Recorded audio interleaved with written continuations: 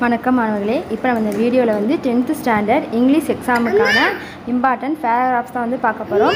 நீங்கள் slow learners வந்தீங்கன்னா நீங்கள் இந்த பேராகிராஃப் மட்டும் படித்தாலே போதும், உங்களுக்கு வந்து மார்க் கிடச்சிடும். உங்களுக்கு பேராகிராஃப் படிக்க ரொம்ப கஷ்டமாக இருக்குன்னா நீங்கள் இதில் இருக்க பாயிண்டை மட்டும் எழுதினாலே போதும்.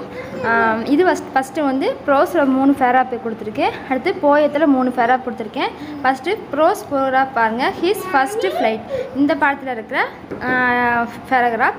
இதில் வந்து மொத்தம் 6 லைன் வந்து வர மாதிரி பேராகிராஃப் வந்து கொடுத்துருக்கேன். இந்த 6 லைனும் நீங்கள் படித்து ஸ்பெல்லிங் மிஸ்டேக் இல்லாமல் கரெக்டாக எழுதிட்டிங்கனாலே போதும். உங்களுக்கு வந்து ஃபுல் மார்க் போட மாட்டாங்க. ஆனால் நீங்கள் வந்து பாஸ் ஆகணும், கண்டிப்பாக இங்கிலீஷ் எக்ஸாமில் வந்து ஒரு 40 மார்க்காவது எடுக்கணும் அப்படிங்க இருக்கிறவங்க இந்த பேராகிராஃபை வந்து படித்து நீங்கள் எழுதிக்கலாம்.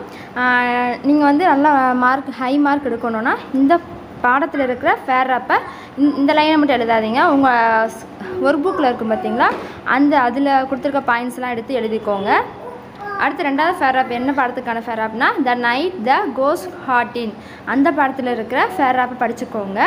அடுத்து வந்து 3வது பேராகிராஃப் என்னென்னா empowered woman navigation the world இந்த 3 பாடத்தில் அந்த ப்ரோஸில் இருக்கிற இந்த 3 பாடத்துக்கான பேராகிராஃபை நீங்கள் படிச்சிங்கனாலே போதும். கண்டிப்பாக இதுலேருந்து ஒரு பேராகிராஃப் வந்து கேட்டுருவாங்க. ஸோ 3 பாடத்துக்கான பேராகிராஃபை படிச்சுக்கோங்க. நெக்ஸ்ட்டு நம்ம போயத்துக்கான பேராகிராஃப் பார்க்கலாம்.